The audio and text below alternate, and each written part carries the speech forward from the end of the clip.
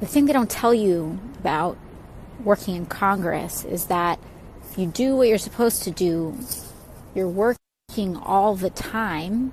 Okay, guys, I'm just getting out of work. That's my office behind me. The thing they don't tell you about working in Congress is that if you do what you're supposed to do, you're working all the time, which means that you have no time to set up your life. So I spent weeks sleeping on an air mattress, and I don't own a chair, so I'm going to try to do that. Is it okay to still have children? We need a universal sense of urgency. And so it's basically there's scientific consensus that the lives of children are going to be very difficult. And people are trying to introduce watered down proposals that are frankly going to kill us. The way I feel about it is, first and foremost, we have to empower and center the people of Venezuela. This is really an issue of a failure of democracy. And when we see a failure of democracy, for example in our country, our planet is going to face disaster if we don't turn this ship around. And so it's basically there's scientific consensus that the lives of children are going to be very difficult. And it does lead, I think, young people to have a legitimate question. Is it okay to still have children? And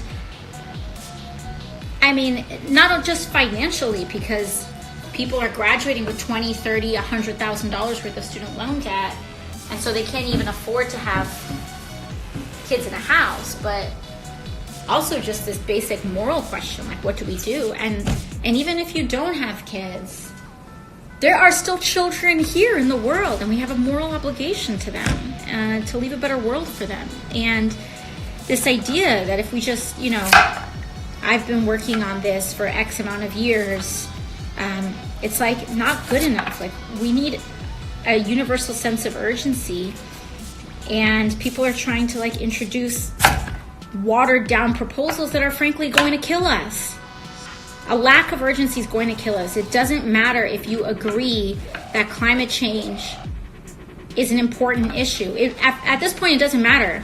If you believe climate change is a problem, that's not even the issue. It's the issue is how urgently you feel we need to fix it.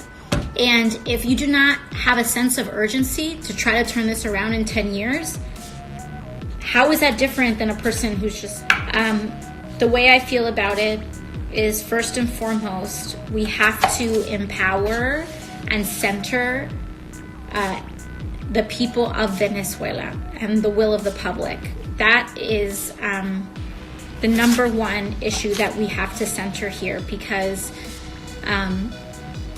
really the issues of our time, people want to make this about an ideology, this is about socialism, this is about capitalism, this is about this, that, and the other. And it doesn't, what people don't understand is that this is really kind of an issue of authoritarianism versus democracy in many different ways. And just like we don't point to countries like Zimbabwe or other nations, other failed states that use capitalist frameworks and say, oh, look, because this nation has hyperinflation and is a failed state, this tells you the failures of capitalism.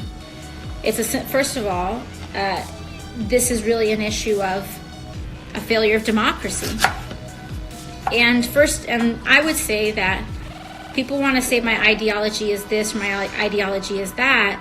What I believe in, above all else, is a true democracy, is democracy as a form of government, and democracy in the workplace, democracy in our economy.